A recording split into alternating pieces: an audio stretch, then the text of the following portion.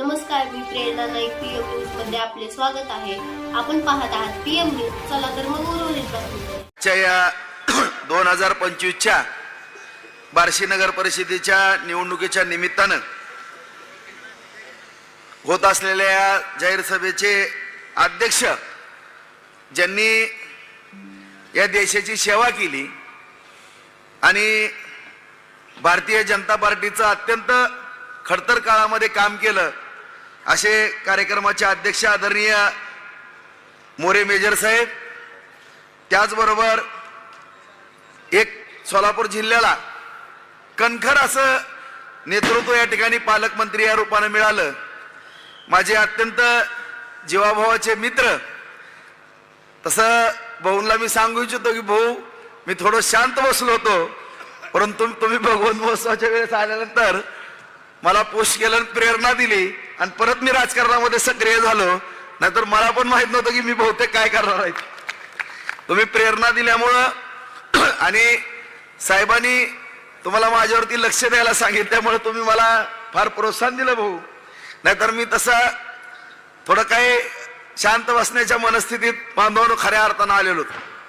आणि आज ज्यांची मला प्रेरणा मिळाली, ज्यांनी प्रोत्साहन दिलं भगवान महोत्सवाच्या दरम्यान आणि परत राजकारणामध्ये सक्रिय झालो बांधवांनो, ते माझे जीवाभावाचे मित्र जयाभाऊ गोरे साहेब, उपस्थित शिवसेनेचे जिल्हा प्रमुख ठोंगे साहेब, आदरणीय भाऊसाहेब आंदळकर साहेब, आपल्या नगराध्यक्ष पदाच्या उमेदवार, आपल्या बार्शींच्या लाडक्या बहीण तेजस्विनीताई कतले, उपस्थित सर्व माझे नगराध्यक्ष आशिफभाई, माझे नगराध्यक्ष अण्णा, सर्व कापशेभाऊ, अनिल डिसले, सर्व. आता कमी बॉलन जास्त रन करायच्यात, भाऊला बोलायचंय. मी 5 मिनिट उद्या आपल्या आणखीन सभा बांधून उद्या बोलणच. सन्माननीय व्यासपीठावरची सर्व पदाधिकारी, सर्व उमेदवार आणि उपस्थित असलेले ज्यांच्या जीवावरती, ज्यांच्या भरोश्यावरती आपण ही निवडणूक जिंकणार आहोत आणि लढवतोय, ते माझे सर्व जनता जनार्दन, बार्शीतील सुज्ञ नागरिक, वडीलधारी मंडळी, तरुण मित्र बांधवांनो, आज या ठिकाणी बांधवांनो ही निवडणूक आपण लढवत असताना आज सुरुवातीलाच मी सर्वांना नम्रपणे सांगू इच्छितो की निवडणूक बांधवांनो कुणाच्याही प्रतिष्ठेसाठी नाही, कुणाच्याही अस्तित्वासाठी ही निवडणूक नाही, तर ही निवडणूक आपल्या बार्शीचा थांबलेला विकास पुढे नेण्याकरता आणि सर्व शेतकरी बांधव असतील, या शहरातील तमाम नागरिक असतील, माझी भविष्यातली तरुणांची पिढी असेल, त्यांच्या पोटापाण्याच्या प्रश्नासाठी आपण ही निवडणूक लढवतो. मगाच मी सांगितलं की मला पण माहित नव्हतं की मी विधानसभेची निवडणूक झाल्यानंतर एवढं काम केल्यानंतर सुद्धा असं होतंय म्हणल्यानंतर मी शांत बसून दुसरा मार्ग शोधण्याच्या तयारीत होतो. मित्रांनो, मी प्रामाणिकपणानं बोलतो. आणि मी म्हणून माझ्या कुठं विधानसभेमध्ये मला चिडवलं गेलं, विनाकारण माझ्यावरती कुठल्याही पद्धतीची भाषा वापरली गेली बंधूंनो, भगिनीनो, आणि ढचा म करण्यात आला. मी काही चूक केलेली नव्हती, परंतु माझ्या जर कुठल्या बोलण्यामुळं किंवा रणवीर, नाना किंवा विजित, कोण संजीव, माझ्या कुटुंबामुळं जर त्या एका चांगलं, मी म्हणून माझं नाव घेत नाही, चांगलं कार्यकर्ता काम करणार असेल आणि त्याला शांत बसावं लागत असेल, माझ्या कुठल्या एका चुकीमुळं जर 1 लाख कुटुंबाचं नुकसान होत असेल बांधवानो, तर मी विरोधकांवरती बोलायचं सोडून दिलेलं आहे. त्यामुळे आज तुम्ही शांत बसलाय. तुम्ही सगळी, मी तुम्हाला प्रामाणिकपणानं, नम्रपणानं सांगू इच्छितो की या तालुक्याचं नुकसान जर होणार नसेल आणि 1 लाख कुटुंबाचं भलं होणार असेल, तर मी तुमच्याकरता 10 पाऊल मागे घ्यायला तयार, असं नम्रपणानं मी या ठिकाणी सांगू इच्छितो. सगळ्यांना वाटतं की राजभाऊचा असा स्वभाव की अख्खा महाराष्ट्र विचार करत होता की एक शब्द बोलल्यानंतर काय वेगळा विषय होऊ शकतो, परंतु कुठंतरी बोलल्यानंतर कोणाच्या भावना दुखावल्या गेल्या असतील किंवा माझ्या सुशिक्षित वर्गाला किंवा सर्वसामान्य नागरिकाला वाटत असेल की राजभाऊ असं का बोलला, परंतु खरंच मी चूक केली नव्हती. माझ्याबद्दल फार वेडवाकडं बोलले होते, कारण त्यांचे खासदार जास्त आलेले होते बांधवानो, आणि मला कुठंतरी रणवीरला, नानाला फरफडत बांधून आम्ही वडत नेऊ, जेलमध्ये घालू, अमुक करू तमुक करू, ह्यांचं दाखवायचंच, ह्यांना सोडणार नाही, काय नाही, काय पण बोलत होते. त्याच्यामुळे मी टेजवर गांधी पुतळ्याजवळ बोलण्याच्या कुठल्याही मनस्थितीत नव्हतो, पण जसं भाऊसाहेब आंदळकरांना आता हे करत होते तसंच झालं आणि अनावधानानं काय एखादा दुसरा शब्द गेला त्याची एवढी मोठी किंमत मोजावं लागली आणि आपण एक वर्षभर पाहतोय बांधवांनी की आपण विकासापासून किती पाठीमागे गेलेलो आहे. परंतु आपल्या सर्वांना माहित आहे आदरणीय देवेंद्र फडणवीस साहेबांनी त्यांना विरोधी पक्षाला सुद्धा आपण पाठिंबा दिला, तुम्हाला सुद्धा आश्चर्य वाटलं आणि त्याची उतराई म्हणून साहेबांनी आपल्याला बेरर चेक म्हणून संबोधित केलं. कुठल्याही पत्रावरती कुठलंही काम मागितलं तर त्या एक आदर्शवादी व्यक्तिमत्वानी शिंदे साहेबांनी, दादानी आणि खास करून देवेंद्र फडणवीस साहेबांनी नरेंद्र मोदी साहेबांच्या मार्गदर्शनाखाली आपल्याला काही कमी केलं नाही बांधवांनो. आज आपल्याला शेतकऱ्यांच्या सगळेच विषय मी काही उद्या बोलन, भाऊंला या ठिकाणी बोलायचंय. भाऊंला या ठिकाणी भाऊ फार मोठी जबाबदारी या तालुक्याचा विकासाचा गाडा पुढे नेण्याकरता एक विशेष म्हणून भाऊला या ठिकाणी आदरणीय साहेबांनी सांगितलेलं आहे की या बार्शीला कुठलीही कमतरता या ठिकाणी पडून देऊ नका आणि जो विकास थांबलेला आहे ती जयाभाऊ तुम्ही करा असं साहेबांनी सांगूनच भाऊंला या बार्शीचं पालकत्व दिलेलं आहे बांधवून. आता ठोंगे साहेबांनी मागणी केली पण भाऊ मला फक्त या बार्शी तालुक्याचं हित बघायचंय. मी कधीही कुठल्या पदासाठी काम केलं नाही, दोनदा मी आमदार होतो, चारदा माझे आमदार झालो, कधी सुद्धा मला या जनतेनं माझी माया कमी केलेली नाही. फक्त या तालुक्याचा जो थांबलेला विकास आहे एवढाच पुढे नेण्याचं काम तुम्ही करा भाऊ. मी कधीही माझ्या आयुष्यामध्ये कुठल्याही पदाच्या बाबतीमध्ये बांधवानो कधी कुठला आग्रह केलेला नाही. आज पण आपण सगळेजण बघताय की सोसाट्या बनवत असताना सुद्धा सगळ्या सोसाट्या मला सुद्धा त्यातलं जास्त कळत नव्हतं, रणवीरनं बनवल्या, परंतु मी बाजार समितीला त्याला उमेदवारी दिली नाही बांधून. तुम्ही सगळेजण रडलाय. नानाला सुद्धा काही इच्छा व्यक्त केली, नानाला सुद्धा मी थांब म्हणलं, अजिबात आपल्याला उभं राहायचं नाही. कुटुंबातल्या कुणालाही उमेदवारी दिली नाही, फक्त दीपक राऊत या राऊत कुटुंबामध्ये जवळपास 500 उमरा आहे, फक्त एक उमेदवारी दिली मित्रांनो. तो राऊत म्हणून नाही, तो हिंदू मुस्लिम एकतेचं प्रतीक म्हणून त्याला उमेदवारी दिलेली आहे, हाडाचा कार्यकर्ता म्हणून. मला कधीही माझ्या कुटुंबाकरता कुठल्याही पदाची कधी अपेक्षा केली नाही, मी कधीही कुठला स्वार्थ केला नाही. आज ही निवडणूक लढवणारे सगळे 90% पुढं गोरगरिबाची लेकर आहेत.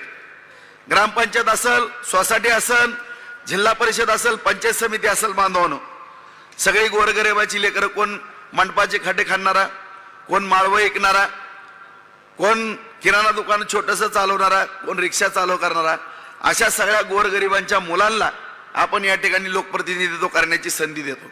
त्याचं कारण एवढं आहे की तुम्ही कुणीही कोट्याधीशांना उमेदवारी या ठिकाणी द्यायचा बांधवानो, परंतु या ठिकाणी उमेदवारी देत असताना ही जी मुलं आपण या ठिकाणी निवडतो त्या पाठीमागचं एवढंच कारण आहे, ती राशन कार्डाचं काम करतात, तहसीलमध्ये जातात, नगरपालिकेमध्ये जातात, परंतु कुठल्या तरी मुद्द्यावरती एखादा नगरसेवक झाला तो परत 5 वर्ष येत नाही किंवा लोकप्रतिनिधी झाले 5, परंतु तुमच्यामध्ये मिसळणारी मुलं, मिसळणाऱ्या माझ्या भगिनी ह्यांना उमेदवाऱ्या दिल्या. आज मी अभिमानानं सांगन भाऊ की असे नगरसेवक आहेत, माजी नगरसेवक जवळपास एक 85च्या पुढं 96 पासून राजकारण करत असताना फक्त माजी नगरसेवक या 42 मध्ये फक्त 10 आहेत भाऊ, फक्त 10 आहेत, बाकी सगळे नवीन चेहरे आहेत. आणि मला अभिमान वाटतं, सांगायला हरकत नाही भाऊ तुम्हाला, सगळे माजी नगरसेवक, माजी नगराध्यक्ष निवडून नगरपालिका आणण्याकरता तुटून पडलेले आहेत. एकही नाराजी नसलेला हा मतदारसंघ असेल, एकाने सुद्धा नाराजी व्यक्त केलेली नाही. प्रत्येक जणांनी त्यागाची भूमिका केलेली आहे, प्रत्येक जण तोला मोलाचा होता बांधवानो, मला त्याची जाणीव आहे. परंतु कुठल्याही पदासाठी मी सुद्धा कधी पदासाठी काही करणार नाही, मला त्याची इच्छा नाही, काही नाही, परंतु तुम्ही काम करत राहा. पार्टी 100% तुमचं त्या ठिकाणी तुमचं चीज करण, तुम्हाला त्या ठिकाणी न्याय देईल, परंतु पदापेक्षा या तालुक्याचा विकास महत्वाचा आहे. आज आपल्याला काय दिलं नाही साहेबांनी, भारतीय जनता पार्टी महायुतीच्या शासनाच्या माध्यमातून आदरणीय देवेंद्र फडणवीस साहेब, शिंदे साहेब, दादा सगळं दिलं मित्रांनो. रस्ते दिले, गटर दिले, रमेश अण्णांनी सांगितलं, सगळं रोजच आपण बघतोय. चकाचक कुठलाही रस्ता शिल्लक राहिला नाही. पुणे मुंबई सारखी परिस्थिती, बागा केल्या, शॉपिंग सेंटर केले, गोरगरिबांना घरकुलं दिली. आज या ठिकाणी भगवान मैदान आपण चांगलं केलं, शिवस्मारक केलं, शहीद स्मारक केलं. आज कोर्ट त्या ठिकाणी काम चालू आहे. एक 100 बेडचं उपजिल्हा रुग्णालय चालू आहे. आपण पांगरीला सुद्धा उपजिल्हा रुग्णालय केलं. जलजीवन मिशन असेल, मुख्यमंत्री सडक योजना असेल, सोलापूर रस्ता, धाराशिव उस्मानाबाद रस्ता, तुळजापूर रस्ता, लातूर रस्ता, आज परांडा रस्ता, कुठला एकही रस्ता शिल्लक राहिलेला नाही. सगळे मेन रस्ते केले, सगळं केलं. MIDC कार्यान्वित आहे. आज कारखाने उभारायला लागले. बाजार समितीतनं सगळं काम केलं. आज ज्वारीचे कारखाने उभारले, कडवा कुट्ट्या उभारल्या, सोयाबीनचा प्लॅन्ट उभारला बांधवानो. MIDC मध्ये 35 कारखाने उभारले. आज तुळजापूरला 52 कारखाने नव्याने उभा केले. तिथं लाईटच्या सोय केल्या, पाण्याची सोय केली. आणि सगळ्यात महत्वाचं जे काय आपल्या बार्शी तालुक्याला वरदान मिळालं, 700 कोटी रुपयाची उपसा सिंचन योजना केली बांधवानो, की जे शेतकऱ्याच्या लेकराच्या तोंडात सोन्याचं घास घालण्याचं काम आदरणीय देवेंद्र फडणवीस साहेबांना या ठिकाणी केलं. एका टोल्यामध्ये केलं मित्रांनो. टप्प्याटप्प्यानं पैसे दिले नाहीत, एकाच वेळेस 700 कोटी रुपये दिले. साठवण तलाव दिले, बंधारे दिले. 50,000 एकर भूजमीन या ठिकाणी वलिताखाली आलेल्या आहेत. MIDCतनं रोजगार निर्माण होणार आहेत. मी भाऊ तुमच्या पुढे काय मागण्या दिल्यात, साहेबांना पण दिलेल्या आहेत. आणखीन आम्हाला 3 MIDC करणं गरजेचं आहे. आज गाताच्या वाडीची सुरू झाली आहे. कारण या भागामध्ये आपल्याला सुद्धा आठवत असेल बांधवांनो, 32 तरुणांनी या ठिकाणी आत्महत्या केलेल्या आहेत. का? आज 30,000 या भागातला मतदार पुणे ठाणे या भागामध्ये उपजीविका करण्याकरता गेलेला आहे. परंतु एवढे उद्योग उभा केले आपण. नव्यानं उद्योग काय उभा करतो आणि विरोधकाला फक्त टिंगल टवाळी सुचते. परंतु आज एवढी विद्यार्थी तरुण मुलं 8,000, 10,000, 12,000 रुपयावरती काम करतात. ह्यांच्या हाताला काम मिळणं गरजेचं आहे मित्रांनो. त्याकरता MIDC होणं गरजेचं आहे. आज जामगावची MIDC कार्यान्वित करतोय आपण, उपळायला करतोय, वैरागला करतोय. आणि ह्या सगळ्या गोष्टी करता आपल्याला विधानसभेमध्ये काय झालं त्या खोलात जायचं नाही. जे झालं ते झालं.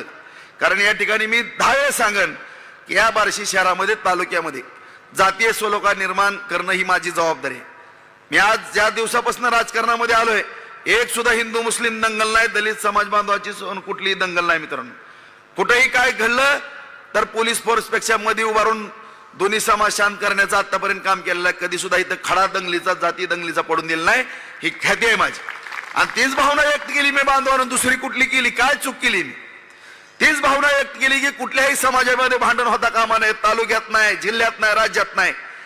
आणि ह्याची जर एवढी शिक्षा एखादं शांततेचं वातावरण ठेवण्याकरता करत असेल, वातावरण चांगलं, त्याची जर शिक्षा ही मिळत असेल, त्याच्यापेक्षा कुठलंही दुर्दैव होऊ शकत नाही. जीवनामध्ये कुठलीच चूक केली नाही मित्रांनो. कुठलंही गालबोट लागून दिलं नाही. तुमची कधी खाली मान जाईल असं कृत्य मी कधीच केलं नाही. दुनियाचा त्याग केला. परंतु जी झालंय ती झालंय. हितनं पुढे तरी काय करू नका. हितनं पुढे तरी तुमच्या लेकरा बाळाचा विचार करा. आज विरोधक म्हणतात की 4,000 कोटी आणले मी सोन्याची लंका. तुम्हाला साहेब सोन्याची लंका लकला, आम्हाला त्याशी घेणं देणं नाही. तुमची सोन्याची लंका सगळ्या बार्शीनं बघितली, आगळगाव रोडची पण बघितली, हडपसरची बघितली. परंतु आज मी अभिमानानं सांगतो मित्रांनो, ह्या शेतकऱ्याच्या लेकरांच्या तोंडात सोन्याचा घास चाललाय. MIDCच्या माध्यमातून ह्या सर्वसामान्य गोरगरिबाच्या लेकराच्या तोंडात मला सोन्याचा घास घालायचा आहे. आणि हीच खरी माझ्या जीवाला सोन्याची लंका असणार आहे. ह्याच्यापेक्षा माझ्या जीवनात कुठलंही नाही. आज प्रत्येक ठिकाणी उठवलं जातं की घरकुल. अरे 5,000 घरं दिली आम्ही, त्या जागा दिल्या. मिलला, लोकमान्य मिलला जागा दिल्या. कतले परिवारांनी कॅन्सर हॉस्पिटलला जागा दिली. अरे तुम्ही काय केलं ते सांगा ना. विनाकारण आरोप कशाला करता? पाणी. अरे तुम्हीच सांगलीच्या सभेत सांगताय साहेब की पहिल्यांदा मंजुरी, परत खड्डा, परत पैप, आणि 4थ्या 5व्या टर्नला टोटी. असं तर आम्ही नाही केलं. एका टोल्यामध्ये देवेंद्र फडणवीस साहेबांनी 296 कोटी रुपये आपल्याला दिले मित्रांनो. तुम्ही सांगा. आता सगळ्या बार्शीकराला नम्रपणे मी सांगू इच्छितो, आज वेळ कमी बांधून उद्या आणखीन सविस्तर बोलन मी. परंतु तुम्हीच या ठिकाणी सांगा की ज्या डॉक्टर बाबासाहेब आंबेडकरांनी जे संविधान लिहिलं त्याच्यामध्ये काय लोकप्रतिनिधीला काय कामाच्या पद्धती आखून दिलेल्या त्या राज्यामध्ये, देशामध्ये. जर माझा पराभव झालाय, तिथं प्रशासक आहे, कुठलीही बॉडी नाही, मला नैतिक दृष्ट्या त्या नगरपालिकेत जाऊन बैठक घेता येत नाही मित्रांनो. मी कसं जाऊ मला सांगा नगरपालिकेमध्ये? एवढे 296 कोटी रुपये मंजूर केले. जॅकवेल झाला, आंबाडीची टाकी झाली आणि काम रेंगाळत लागलं. कुणी पुढे येईना. 9 महिने मी काही बोललो नाही. शेवटी बार्शीतली बहुनी मला प्रेरणा दिली. मागा सांगितल्याप्रमाणे भगवान महोत्सवानंतर पत्रकार बांधव इथं उपस्थित आहेत. तुम्ही सगळेजण आले, बहु पाहण्यासाठी लक्ष घाला. जनता तुमच्या खडास लावून बघते. तुम्ही सांगा मित्रांनो, आज फडणवीस साहेब मुख्यमंत्री आहेत, माझे जीवाभावाचे मित्र भाऊ या ठिकाणी उपस्थित आहेत. मी कलेक्टर साहेबाला पण मिटिंगला भाऊंनी निरोप दिला की इथं आले असते, पण मी नगरपालिकेत गेलो असतो आणि बैठका लावल्या असत्या मित्रांनो, तर मलाच नावं ठेवली असती, ह्याला काय दमत निघत नाही म्हणली असती. काय माणूस आहे, पराभव होऊन सुद्धा काय तिथं जाऊन बसतो, काय ह्याला कळतंय का? शेवटी चीफ ऑफिसर आले, सगळेजण आले. मी भाऊंना विनंती केली, भाऊनी माननीय जिल्हाधिकाऱ्यांना फोन केला. जिल्हाधिकारी साहेबांनी बैठक घेतली आणि बैठक घेतल्यानंतर त्या पाईपलाईनच्या कामाला गती आली. MIDC मध्ये टेंभुर्णीच्या अडकलेलं काम परत सुरू झालं. नॅशनल हायवेच्या अडचणी दूर झाल्या. काही शेतकऱ्याच्या अडचणी माड्याच्या तहसीलदारांना कलेक्टर साहेबांमार्फत भाऊंनी निरोप दिला. सगळ्या अधिकाऱ्याच्या वेळोवेळी 8-8, 10-10 दिवसाला बैठका व्हायला लागल्या आणि आता 60% काम पूर्ण झालेलं आहे. मी भाऊला विनंती करतो की भाऊ तुम्ही विशेष एक दर 8-15 दिवसाला ह्याच्याकडे लक्ष द्या. आमच्या बार्शीत ताणलेल्या बार्शीला आणि माझ्या सर्व माता भगिनींना आम्ही चांदणीवरनं 90 लाख ते 1 कोटी लिटर पाणी येतंय. स्थानिक विहिरीवरनं 50 लाख ते 60 लाख लिटर पाणी येतंय. जुनी जीर्ण पाईपलाईन झालेली आहे ती सारखी फुटते. जी 2.25 कोटीची क्षमता होती तिचं 1 कोटी लिटर पण पाणी येत नाही. त्यावेळेची लोकसंख्या ना आता 2 लाखाच्या पुढं लोकसंख्या आपली बांधवून गेलेली आहे. मूळ शहराची 1,60,000, 30,000 ग्रामीण भागातली जनता इथं राहते की ज्यांचं मतदानाला नाव नाही आणि 10,000 विद्यार्थी बाहेरचे शिक्षणाकरता, असे 2 लाख. त्यामुळं हे 2.5 कोटी लिटर पाणी बांधवानं पुरत नाही. त्यामुळे हे 4 कोटी पाणी कमीत कमी 4 आणि जास्तीत 4.5 कोटी लिटर येणार आहे. मी बहुला आपल्या सगळ्या माझ्या माता भगिनीला जो त्रास होता त्याबद्दल मी दिलगिरी व्यक्त करतो की तिथं जाता आलं नाही. पण तुम्हाला माहित आहे की मी नगरपालिकेमध्ये आठवड्यातनं 1-2दा मीटिंग घेत होतो. ह्यांनी 1 मीटिंग घेतली का तेवढं दाखवा मला, एकच कात्रण दाखवा बातमीच. मी महिन्यातनं एकदा चांदणी उजनीच्या फिल्टरवर जाऊन भेट द्यायचो, पाणी चांगलं आहे का बघायचो, सगळं सोशल मीडियावर पेपर लिहायचं. 1 वेळेस गेल्यात का वर्षात एवढंच सांगा तुम्ही साहेब, एकदाच गेले का तिथं? मग मला कशाला दोष देता? मी पराभूत झालेला उमेदवार, काय कारणामुळे झालो मला माहित नाही, परंतु तुमची जबाबदारी असताना तुम्ही म्हणता मी विरोधी पक्षातला आमदार आहे, मला काय अधिकार नाहीत. अरे असं कसं? मीही विरोधी पक्षात 2.5 वर्ष आमदार होतो. DPDC मध्ये दुनियाची DPDC आणायचो, विधानसभेमध्ये बोलायचो, त्यावेळेस सुद्धा निधी आणायचो, कुठल्या अडचणी येऊन देत नव्हतो, प्रत्येक ठिकाणी फिरत होतो. तुम्हाला आता बाहेरच निघायचं नाही, त्याला आम्ही काय करणार आहे? आणि तुम्ही दुसऱ्यावर कशाला दोष देता? त्यामुळे आमच्यावरती दोष देऊ नका. तरी देखील या ठिकाणी आदरणीय फडणवीस साहेब मुख्यमंत्री आहेत, जयाभाऊ माझे जीवाभावाचे मित्र आहेत, माझ्या सगळ्या या लाडक्या बहिणीच्या वतीनं भाऊ मी विनंती करतो, एवढा एकच मुद्दा ते सांगतायत, तर या ठिकाणी तुम्ही 8-15 दिवसाला एक बैठक घ्या आणि काही करा. एप्रिल महिन्याच्या आत या ठिकाणी रोज 4 कोटी लिटर पाणी सोडण्याची व्यवस्था तुम्ही करा. 3 MIDC आमची मंजूर करण्याच्या बाबतीत तुम्ही करा.